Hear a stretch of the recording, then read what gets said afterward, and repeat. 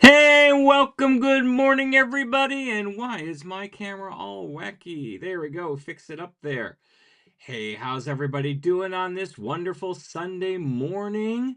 Here we've got some great information today. So imagine this. You're a Spanish teacher in New Jersey, surrounded by grammar charts, verb drills, and students who think preterite is a TikTok filter. Then one day you decide, nope, this can't be the whole story, and it turns out it isn't.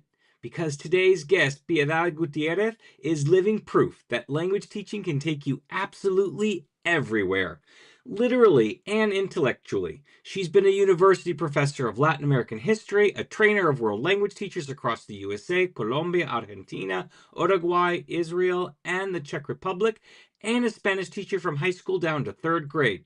This woman has taught more levels than most of us have had coffee mugs. And here's a twist. As much as she loves teaching, she may love learning even more. Cognitive sciences, neurolinguistics, pedagogy, she dives into it all like it's a beach read. After retiring from institutional teaching, she jumped into healing-centered education with the Acosta Institute, continued developing Spanish curricula, and even returned to researching 18th century regional history in Quindío, Colombia. Because why not add historical researcher back into the resume? But since we're all more than our job titles, Piedad is also the kind of person who gardens, paddleboards, hikes, crochets, cooks, practices yoga and Reiki, goes boating, makes jewelry, meditates, and because of course, reads and writes nonstop. So grab your coffee, settle in, and let's talk with someone who proves that storytelling curiosity and a whole lot of heart can take language teaching far beyond the classroom. So let's give a hearty welcome to Piedad after this short message. Ever feel like you're clinging to the edge of your teacher planner, just hoping today's lesson magically appears? Enter the CI Survival Kit, a monthly membership made for teachers who love comprehensible input, but also love not reinventing the wheel every Sunday night. Each month, you get fresh, ready to use lessons, time saving tools, and just enough structure to keep your teaching life together. No stress, no guilt, just monthly help from someone who gets it. Sign up at imm.us/survival and let the survival kit do the heavy lifting for once. Welcome to Comprehend This, real talk for real language teachers. No drills, no dry theory, just honest stories, practical ideas, and a reminder you're not alone in the CI trenches. Let's dive in.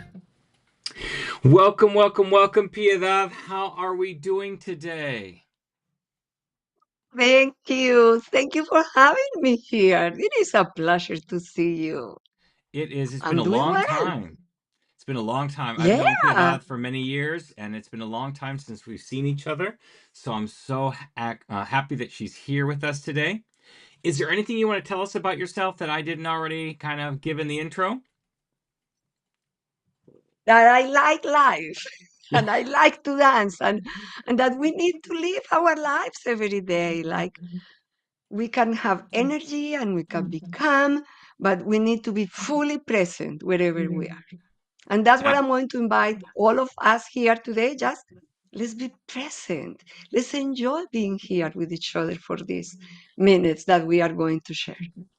Absolutely, absolutely. It is so important that, life is so short and that we can actually be present and be 100% involved in whatever that we're doing and enjoying what we're doing. I think that is a very important message, especially, these times we've got so many things going on around the world that just don't, put a little depression in all of us. So we need to just enjoy what we have and take any kind of joy that we can out of whatever we have going on.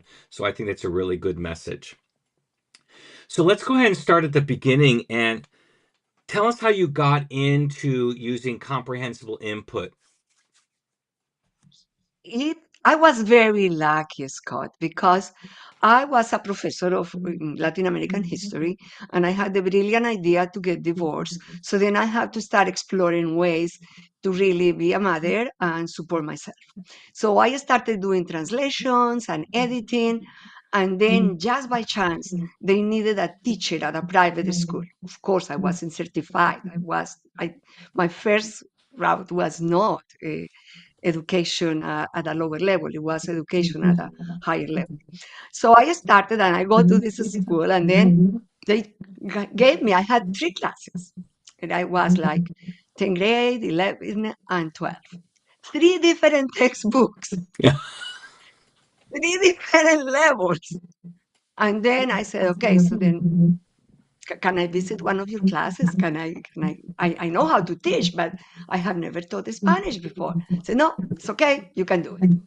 So then when I started seeing these books, I said, no, who is going to learn a language with this? So I asked if I could deviate a little, and they say yes. But they need to know this vocabulary for each unit or each chapter. And I said, okay, I can do that.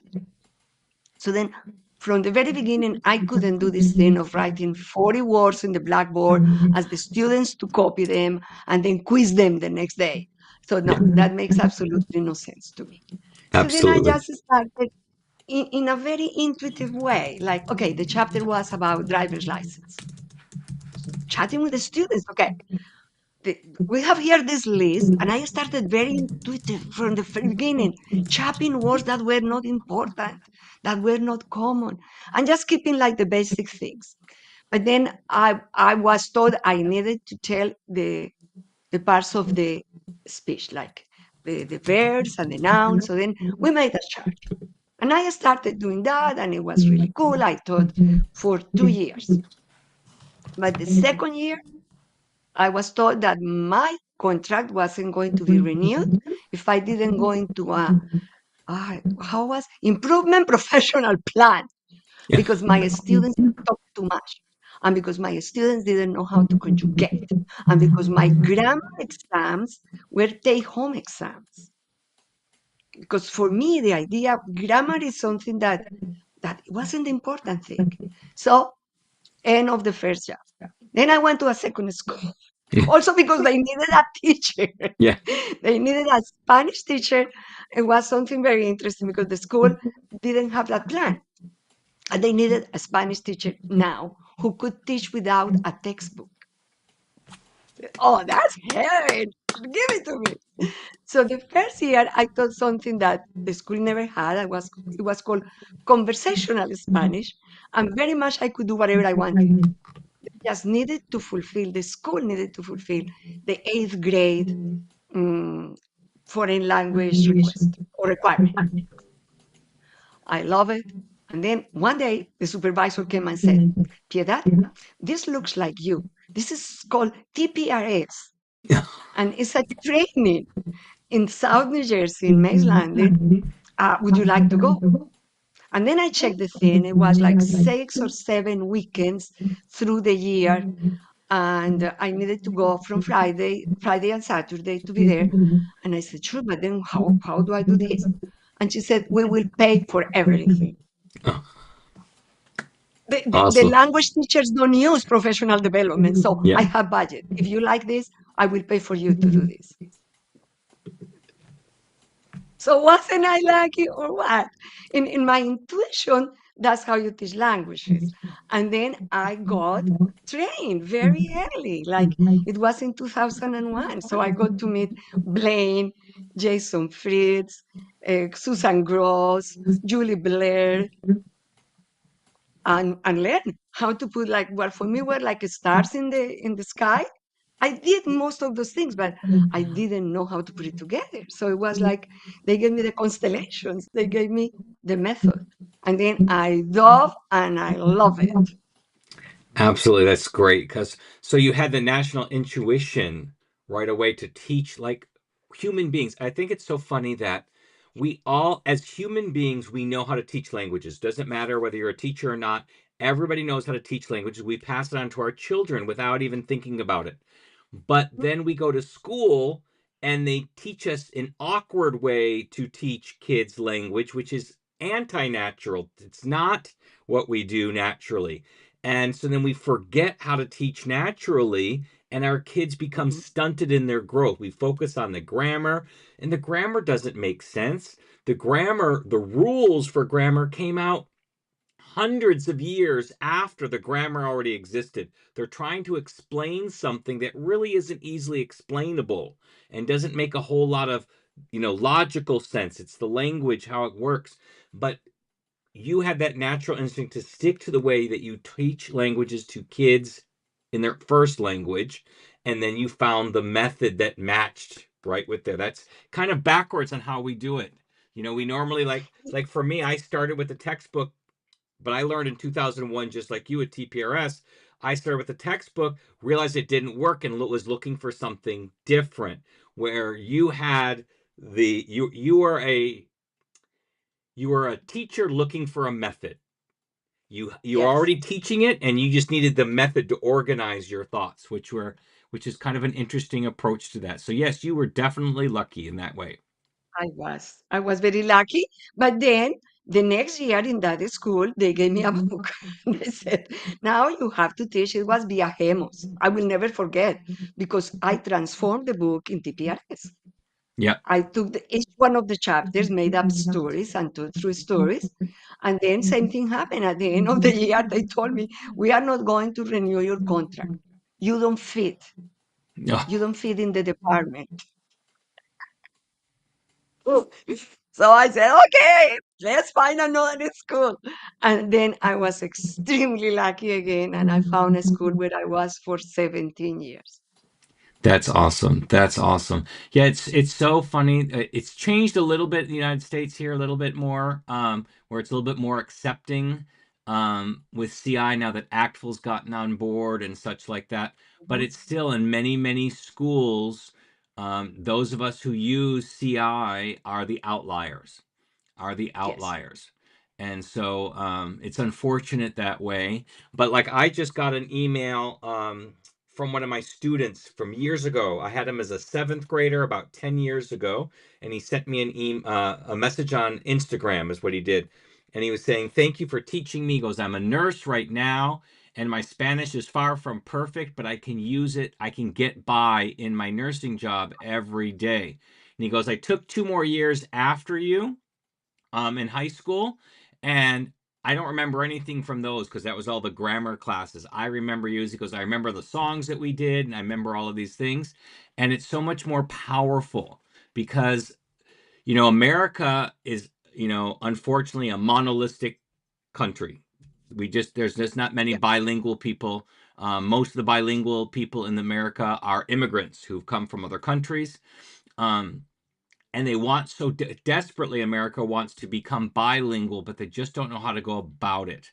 And so I think CI is a way to do that because it makes class less like class and more like actually being immersed in a language, which is how everybody acquires language anyway. And if we would Yes. more go to that approach, because that grammar just does not, the grammar approach does not work. We've done it for 30, 40, more than that. It's probably about 50 years we've done that grammar approach. And how many bilingual students have we made from that approach?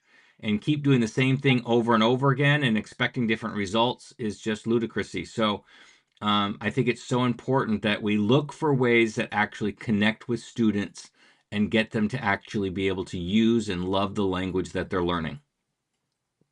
Because you are saying the magic words, Scott. It's like we teach is to get a relationship. We teach because we want to create learning communities. So Mm-hmm. then if it's not to get to know your students, or at least that was always for me. I wanted to be in the classroom because I wanted to get to know my students. Like Mm-hmm. if they learn Spanish, even better. I said many times, I teach life. And I thought my 17 years was in elementary. So then it's like a beautiful big responsibility that they give you these little people and you want them to become nice human beings, decent human beings. So then it's through the relationships. It's not through grammar. It's not through rules. It's using the language to get to know them. And that's what I did. And when you were saying that before, two things are funny.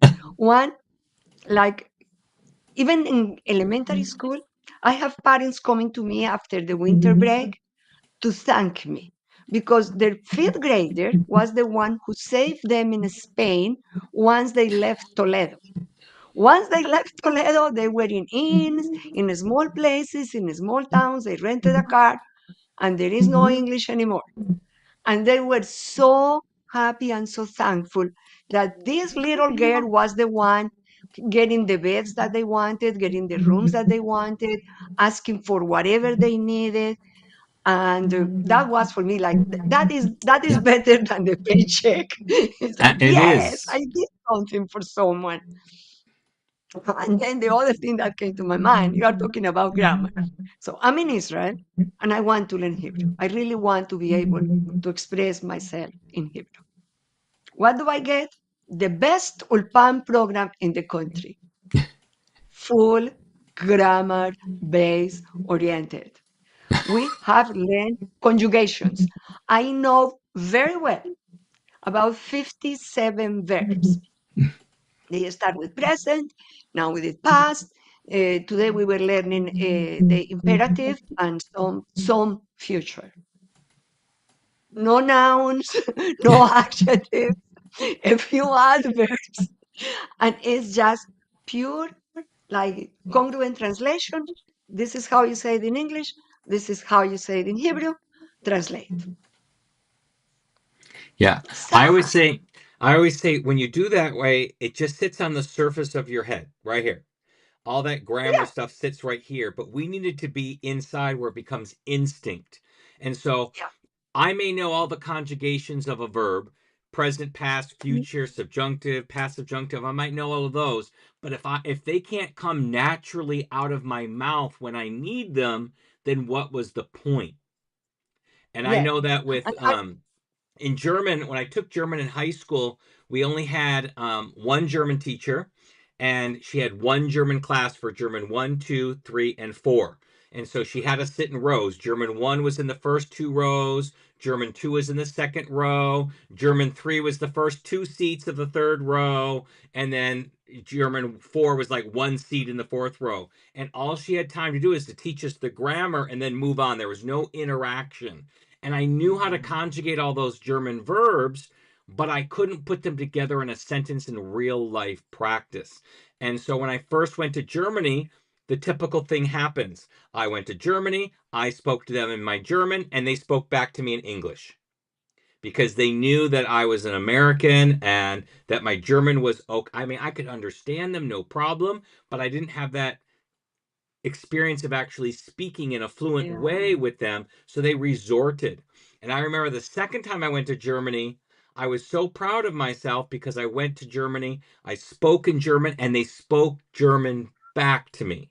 So they didn't do the English. And that was only, about a year apart from each other, but I worked on that oral proficiency.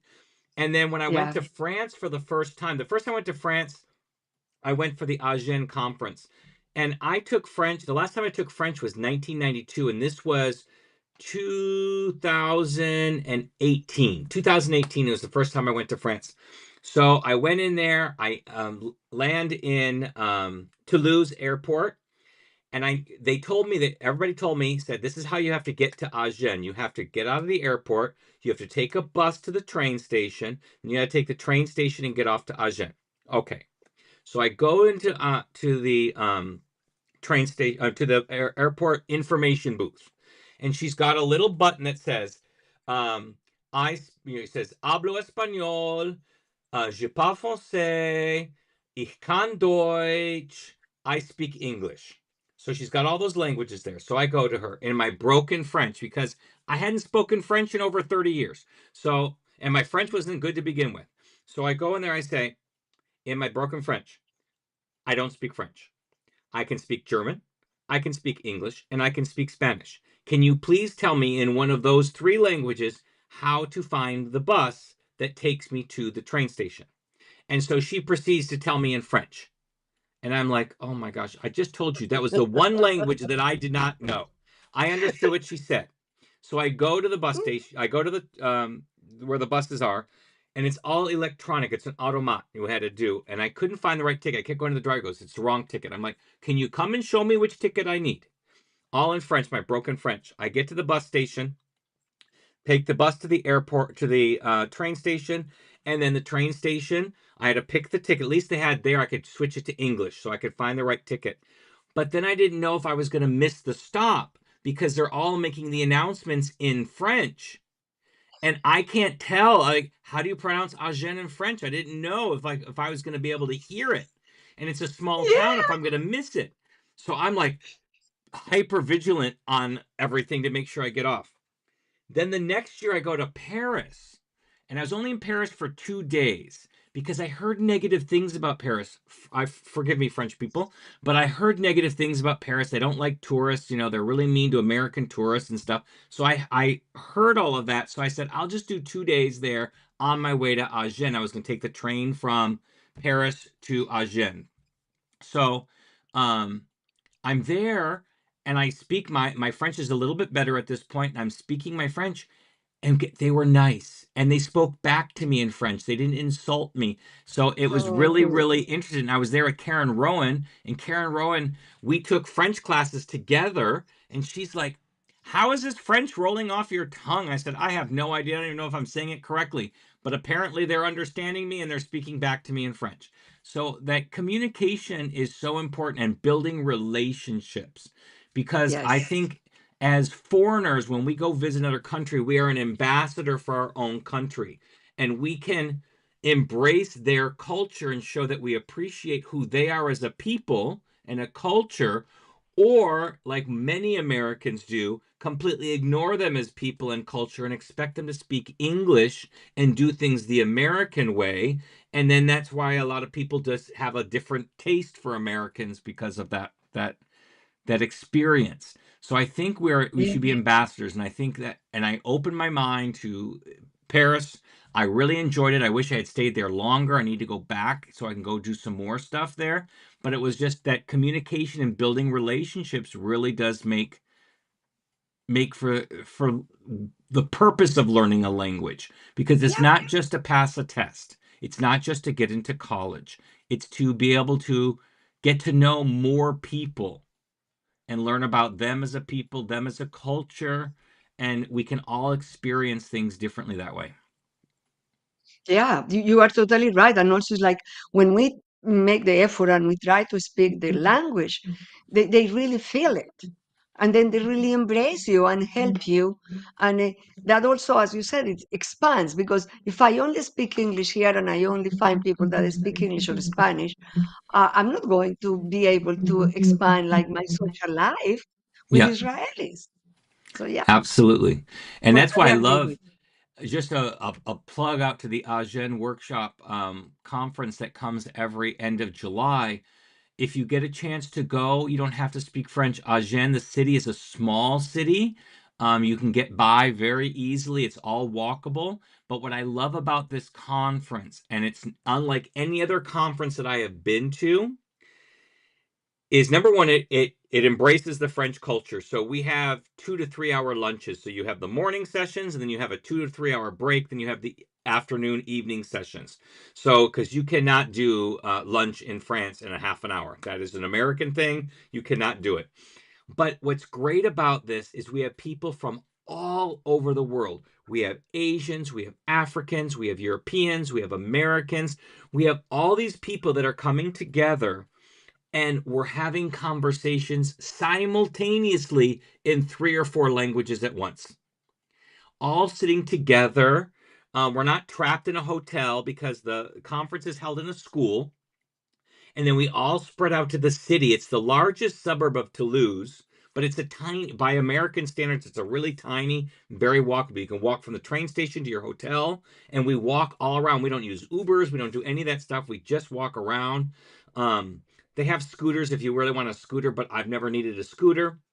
Um, and just being able to communicate. I'm having a conversation over here in French. I'm having a conversation over here in German. I'm having a conversation over here in Spanish. Having a conversation over here in English. And we're all multilingual, and we're all embracing that, and we're flowing back and forth. That is the best experience we have in the NTPRS conferences, which I've been to many, many times. They used to have the immersion dinners where you'd go and speak the language you want to speak during that. But that was a whole different and seemed very artificial way of doing it. I loved them. I used to do the German one every time because I like German food and like speaking German. So I loved doing that. But it was much more of an artificial construct than how natural it happens in Agen. And I just love that experience. So if you ever have a chance to do that, it's the end of July every year. I highly recommend doing that. You'll meet so many great people. You have opportunities to learn other languages, observe other teachers from other cultures, from other countries. It's really a great, great, great experience. And Judy does an awesome job putting that together. She's tireless on that. It exhausts her every year, but I just want to, say it's a really good experience if you get a chance. You know that I am mentoring right now a teacher from the Czech Republic that she teaches English. And I've been doing this since I retired. I have been doing one to one. I coach or mentor a teacher through the whole year or two in how to use all the strategies and the skills from TPRS because, as you know, and as I know, it's overwhelming at the beginning for Yeah. a person when they get to know TPRS. Oh my, how I do that and this and that, and the circling and the movie talks and this and that. So then I've been doing that, and for me, it's also like a gift to myself that I have been able to share one to one with another teacher. So I met Mila in September through one of our group, the Facebook group. She asked for some, like she needed some professional development, but she couldn't go. I don't know if she went or she couldn't go to the one that you were talking about, but she knew about TPRS and CI and she wanted to learn more. So I've been doing that with her. She teaches English. It's the first time that she's in a school. She used to have like the little um, after school private program where she used to teach English and to very young kids. Now she's doing that, and it's so rewarding to me to see how I can help somebody understanding all the pieces of our methods of what it is this thing about to teach naturally. Yeah. And I also did it for RIFLA, the Rhode Island Foreign Language Association. I did a little conference just a few months ago. It was a it was a talk, it was a presentation on becoming a comprehensible teacher because it is a process. It's not that overnight you become a good TPRSer or you become a natural teacher. It's just you create your own style. Like we have these parameters, we have these strategies, and you develop yourself as a teacher. And I have become like now my very own Hebrew teacher. So after classes, I take the vocabulary that they taught us and I make up my stories. That's awesome. And I reteach myself. It's like I, this thing is not just boom, boom, boom. No, it's like what's going on here? They went to the market. He bought a computer because we were learning those expressions, and Yeah. then connected, and it doesn't work. You have to check it. But they teach these things like disjointed. So then I just create, and you know what? This is really is 22 years of experience making up stories. So I can make up stories in seconds and Yeah. then spend 2 hours reteaching to myself. And as you said, we don't learn only with our mind. I need to draw, I need to act it out, and then it's not to turn like it's live not in Hebrew. No, it's live not. Live. Yeah. You turn right. You turn. And it's very interesting. I'm doing this in Zoom, and it's 5 hours looking at the face of a teacher, and she shares the screen and write down the words and what they mean, and just how to say. How do you say? How do you say? And we know congruent translation doesn't go to the back of the brain when we No. need to be. Absolutely. You are so right with that. And there was a point I was going to make. You said something, and now it just escaped me about that. But I think it's very important to get to be able to. Oh, that's what I was going to say. Um, that grammar, and you talked about having to mesh that grammar teaching with the book and stuff in the beginning, and you weren't reelected.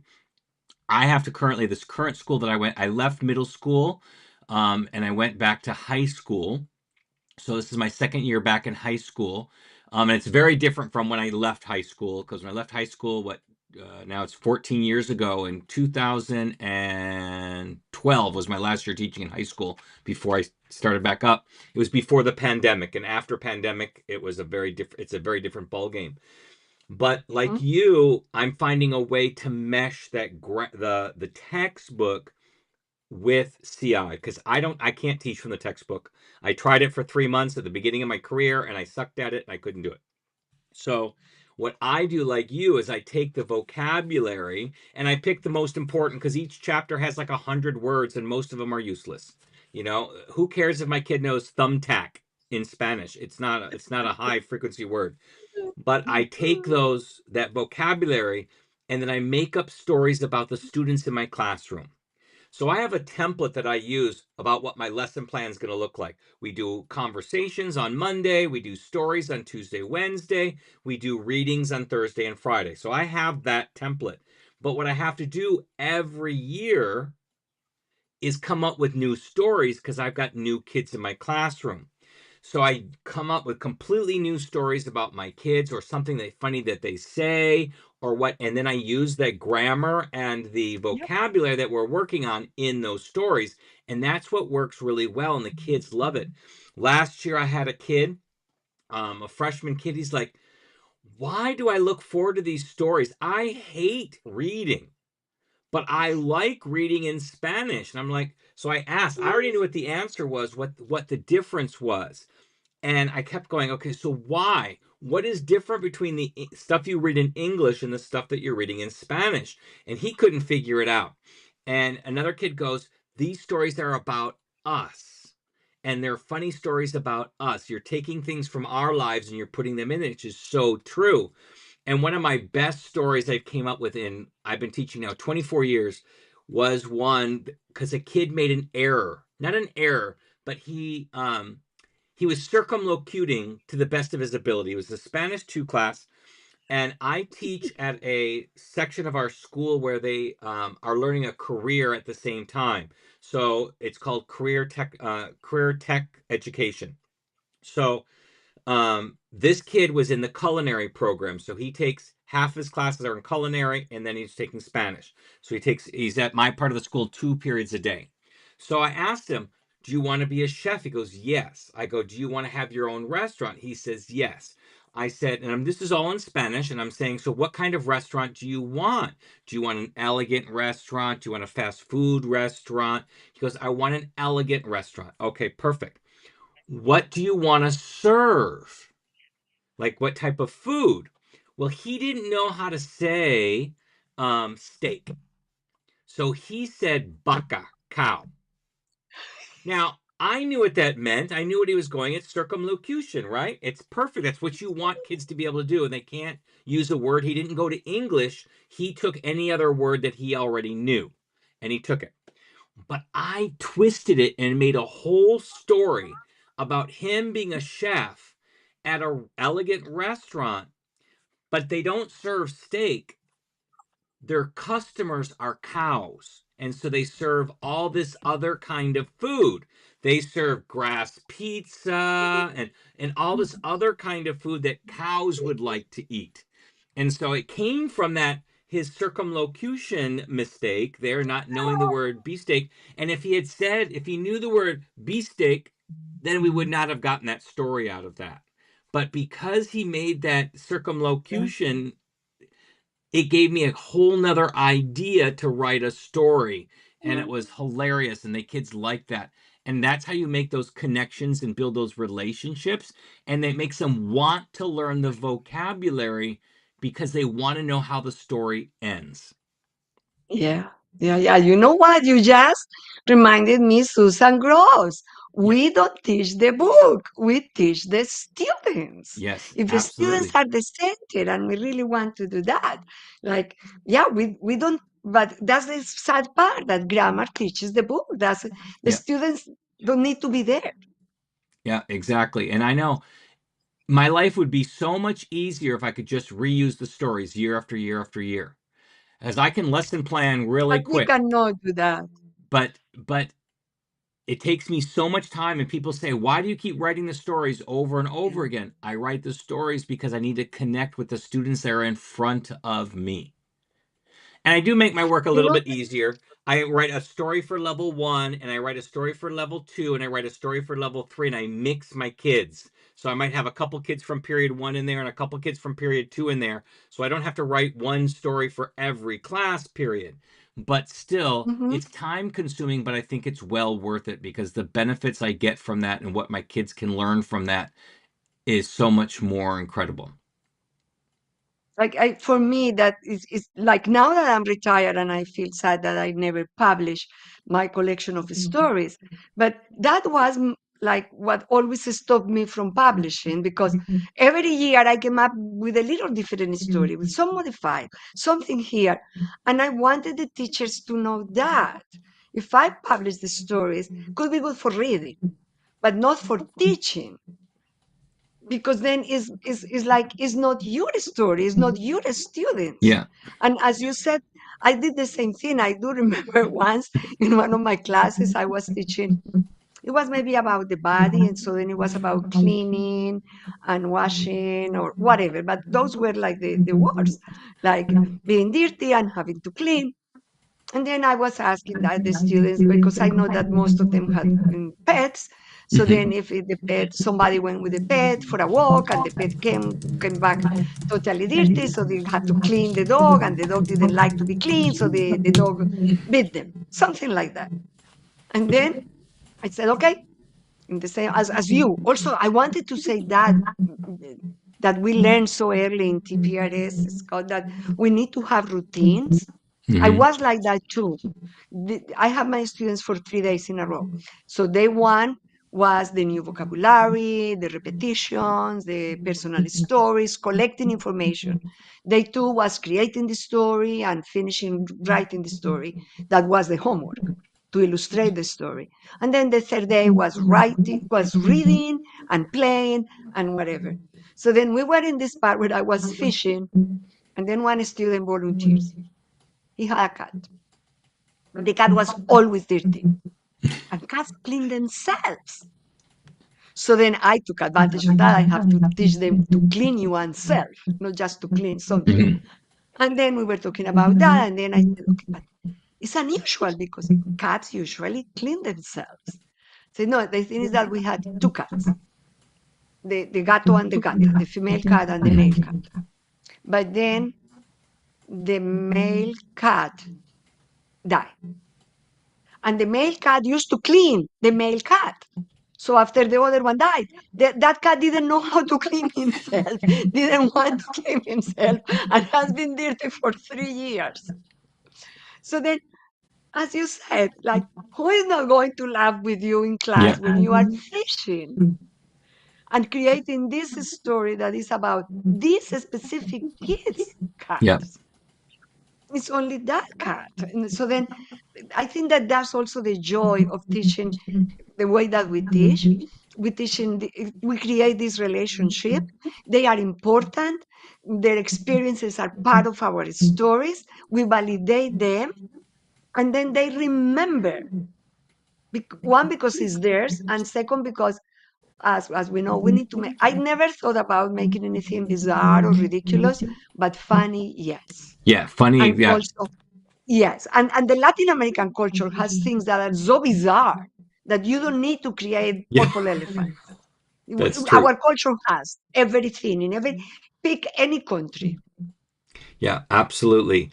And I think it's so powerful because when we're teaching to those kids, like I just asked as a reflection question, was it Mhm. last week? I can't think, I remember. It's really recently. I asked them what their favorite story was of the year so far. Because we at my school we teach a whole year in a semester. So I lose my kids in 3 weeks. So at winter break, they go, after winter break, they go to a new classes. So they don't have Spanish anymore. So I asked them, so we've done, 17 weeks of stories. And so I asked them, and every kid wrote the story. They knew the story about themselves, and it may have been their story came way at the beginning of the year, but that's the one Yeah. that stuck with them the most.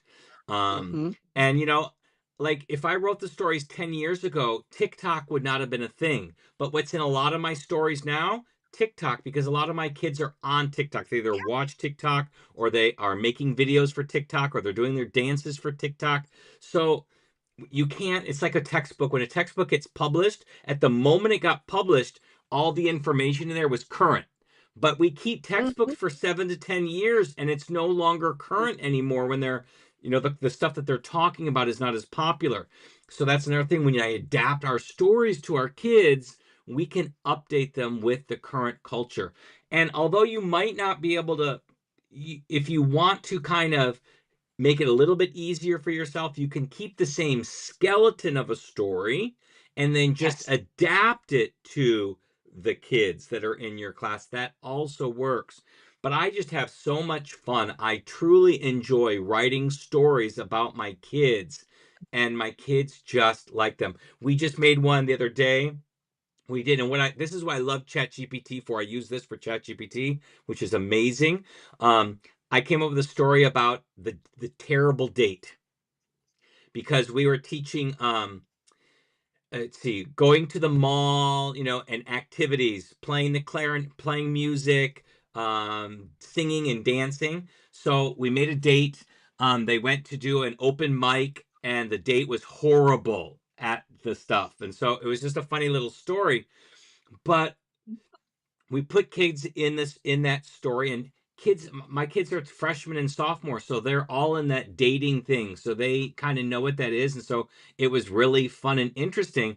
But then I took my story because I had my skeleton of a story in my brain, and my skeletons always are 5 steps. It's characters, problem, failure, success. So it's 4 steps because the fifth one is oh no, hay un problema. That's the fifth one. So there's 4 steps. So then I had ChatGPT make comic strip pictures of each part of that story. So the characters, the problem, the failure, the Hmm. success. And I took pictures of my kids from my class pictures. They're pictures they took in our Yeah, attendance yeah. program. It's got their little faces. I didn't put their names in there, so they didn't know. They didn't know. It's not like ChatGPT is memorizing my kids, but I uploaded their pictures in there and made cartoon versions of them, and I put that Oh. into a story. So we've got this girl and this boy going on a date, and they're kids in my classroom, and they look like kids in my classroom.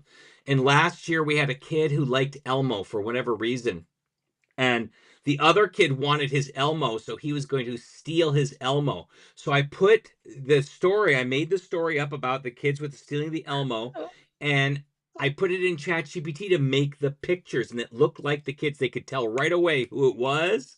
And he's sneaking in the boy's bedroom while he's sleeping with his Elmo, and he steals it out. ChatGPT made these pictures for me, and it was really a fun experience. And again, it's another way of personalization. I can draw, but I like to draw animals and I draw realistic. I don't draw comics. So I could never have done it. And in the olden days, I used to have kids do it. I would say, here's my story for Spanish 2. And I'd give it to my Spanish 1 kid and say, who is a good artist, and you draw the picture for me. And that's what I would do. And I would scan them so they were digital and I could keep them. But ChatGPT is so much more efficient and I can make really Yeah. good pictures for it, and it's funny. And sometimes the pictures that ChatGPT comes up with are funny. Like one girl noticed, goes, why does she have 4 fingers on one hand and 3 fingers on the other? And we just made fun of that. We let that go and just say, ella es anormal. Ella tiene 4 dedos en una mano y 3 dedos otro mano. So it was, we just made fun of it, and it makes for fun things. So it's another way to personalize. And also, Scott, you are bringing another topic that is very important, that is artificial intelligence. We cannot deny it. We cannot leave it on the side. We need to use it. We need to use it in our advantage. So, and I totally agree with you. I don't think that we should have artificial intelligence to write the stories. No, but it's like to complement whatever we think that we need to complement.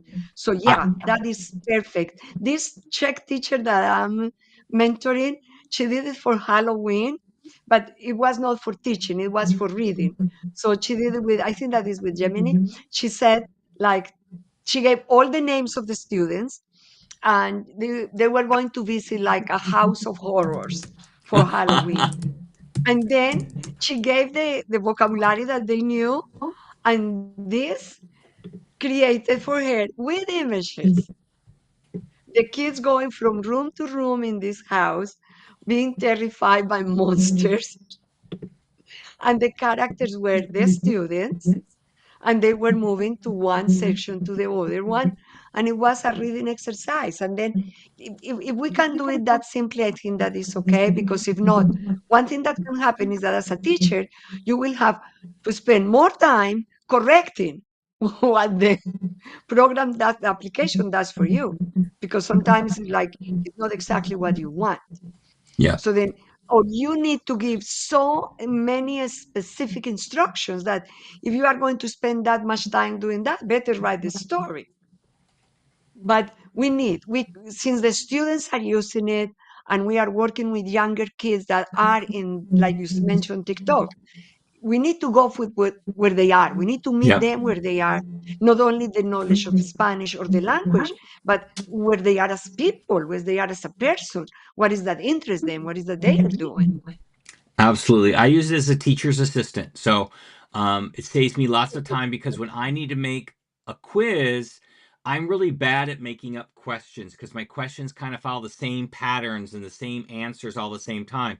So I will type up my story in ChatGPT that I'm going to use, and I'll say, I need 20 questions. I need them not to be, don't give any away any answers in the questions, but I also need at least 20% of them to be inference questions, so they have to think a little bit more. I need them at the A1 level of language because these kids are low. And I want them in English. And then they come up with my questions, my answers, and everything. And all I do is put that in my, on my test. Yeah. So, like, I'll come up with the stories, but they can come up with the questions because Yes. it's so much easier. And I was going to show you, I found some of those pictures that I made. I was going to share with you. So, here's one picture with the kids stealing the Elmo in the middle of the night. So it was really a funny picture there.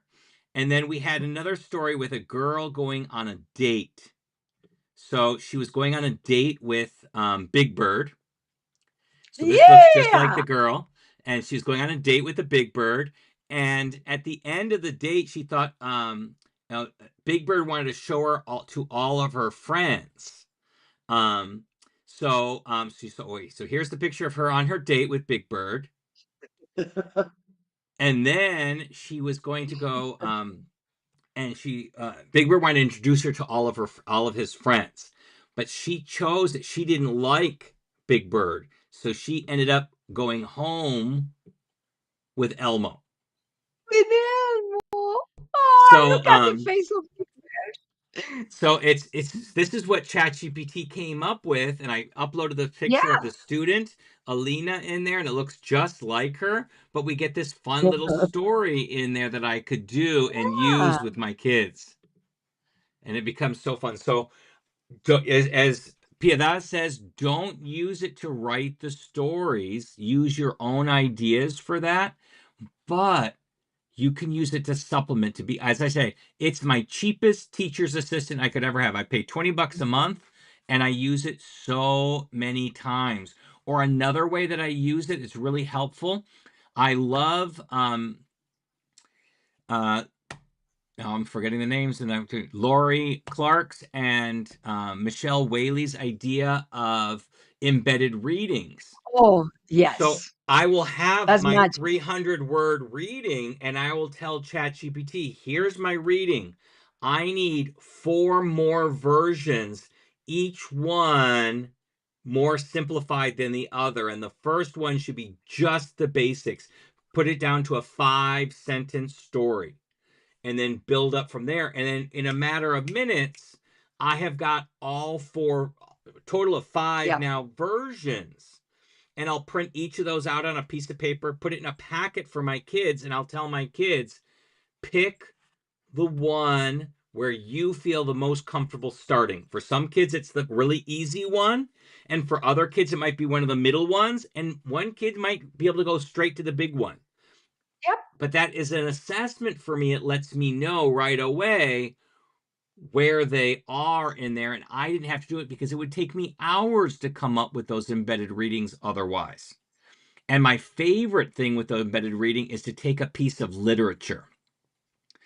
So I take a section of Don Quixote, and I want my level ones, because let's be honest, most of your level one kids are not going to go to college and take the class Don Quixote. They're just Mhm. not going to. Even my friend who's from Argentina, she sweated out that class. She took that class all semesters learning about Don Quixote. She goes, it was the hardest class she ever did, and she was a native speaker of Spanish. So I take the scene with him fighting the windmills, when Don Quixote is fighting the windmills, and I take like 3 paragraphs, and not only is it written in Spanish, but it's written in 15th century Spanish. So it's like, I call it Shakespearean Spanish. It's an old Mhm. fashioned Spanish, but I'll put that in there, and I'll have ChatGPT come up with 4 or 5 different versions so that my kids can actually get to the point of actually reading. It's 2 or 3 Mhm. paragraphs in the real book, but they're experiencing the actual piece of literature. It takes us a while to get there, but we can get there and do it. And so I love doing it with things like that. I also have a whole bunch of myths from each country. So I have a Mhm. book of Latin American myths, and there's a myth from every country in Latin America, and they're only 2 to 3 pages long. And some of my Mhm. level 2 kids could probably read it straight out of the book without a problem, Mhm. but most cannot. So I do the embedded readings, but ChatGPT has helped doing that, and it makes it so much fun. And another thing I'll tell you to recommend with ChatGPT, again, I have my story. I have a lot of special needs kids, and so having the vocabulary glossed at the bottom of the page, or even worse, at the back of the book, kids have trouble tracking. When a lot of special needs kids can't track. So they'll go, okay, there's this word, it's got a little asterisk. I'll go to the bottom of the page. I'll see, okay, that's what it means. Now, was I? And they can't find where they were back in there. Or worse, it's at the back of the book they have to go. So what I like to do is I put the English words that I think kids are going to struggle with, in parentheses right next to the word. So I'll type up my story, and then I'll go into ChatGPT and I'll say, can you please boldface the following words, and right next to them, put the English translation in parentheses. And then I just read through it and list the words that I want to do. And it does it really easily, where it would have taken me a lot longer to go back, boldface all the words, and go back and insert translations. And so Mhm. that's another way to be able to do that and to scaffold some readings for kids so that they can become more accessible. So Yeah, it ChatGPT is as so a teacher's important. assistant is so useful. It is because like we didn't have that when I was teaching, and with Yep. elementary also you need to be more careful. But for me was the same thing. At teaching to them is like we need to use what they can use, and we need Yep. to also allow them to use technology in a good way.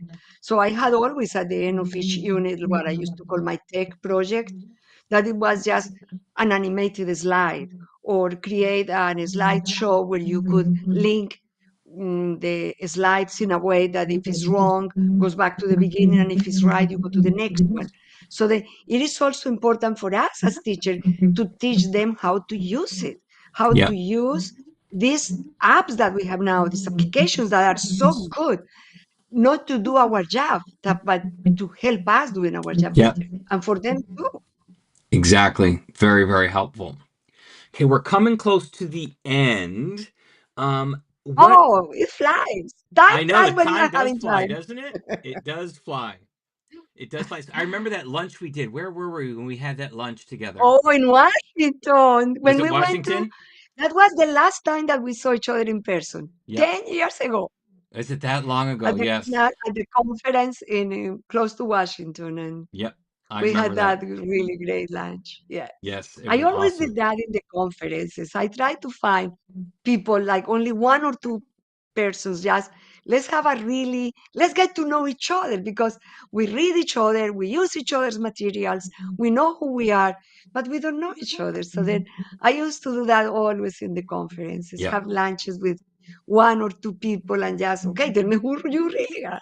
Yeah, that was awesome. I remember, and like you said, it went so fast. So let's, as we close up here, do you have any advice for any new CI teachers out there? Yes, it's like when you are learning to swim. We are scared, but we do it. So yes, it is a little scary. It is a little overwhelming. It's so different from whatever, but do it. And the same thing. When you want to learn to swim, you don't jump into the deepest part of the pool. You go on the border and you sit with the little kids and you just get wet first, and then you walk a little inside and you also hold the border, and then you go there. So then just do the same. Take it easy, go slowly, get wet first, and then start moving deeper and deeper as you feel more comfortable. Because I do remember what Blaine always said: bad comprehensible input, bad Hmm. TPRS, bad communicative teaching languages is better than grammar. It's true. And he So then, also said that I remember how I said, he says, anything worth doing is worth doing poorly at first. We don't, whatever yes. we do when we're learning something new, we're always bad at it when we start. But you get better at it because anything worth doing, you're going to start badly at it and then you're going to work at it and get better and better at it. So, Yeah. And I also for the new people is like when we started 20 years 25 yeah. years ago, it was less information Yeah. in general available. So then we had like mostly it was Blaine, and then with Susan and with Lori and then Mayra, we were producing more things, and then Carol Gaff. But right now is a very big amount of Yes. information. So don't get intimidated. Pick one and And we have a go lot with more that one because options. We have a lot yes, more at the options to same implement CI. We've got picture talk and movie talk. You've got story, yeah, you know, this, but then what do they just call try one by one and keep the ones that you feel comfortable with. Like that's the other thing. My really, really advice, don't think that you have to do everything. Like I used to do movie talk with third graders because I wanted more visuals. I wanted it? more like these little things, very few words, what's going on. I realized that. And then in fifth grade, I used less movie talk. We read more. We did more theater. They had more language. So don't think that you have to do everything all the time with all classes, with all graders. Choose which one is more appropriate for your students, for the level that you are teaching, for the size of the class. And just the only thing is, yes, master questioning. Yes, that is the I most do remember important. one of my first presentations was stop talking, learn to ask. Hmm. Don't say anything. Ask questions Yep, all the time. Keep those brains engaged. absolutely. Yeah, That's some one by great, one. great advice. Great advice. So, everybody, that is a wrap on today's episode of Comprehend This. A huge thanks to Piedad for joining us and reminding us that teaching languages isn't just about input, it's about curiosity, humanity, history, and a willingness to keep learning long after the lesson ends. If you're walking away thinking, wow, I want to grow up to be Piedad, just like me, trust me, you are not alone. Take that inspiration as your micro win of the day. And before you run back to your grading pile, don't forget to subscribe, leave a quick review, and share the episode with that colleague who still thinks CI is a trend instead of a brain based reality.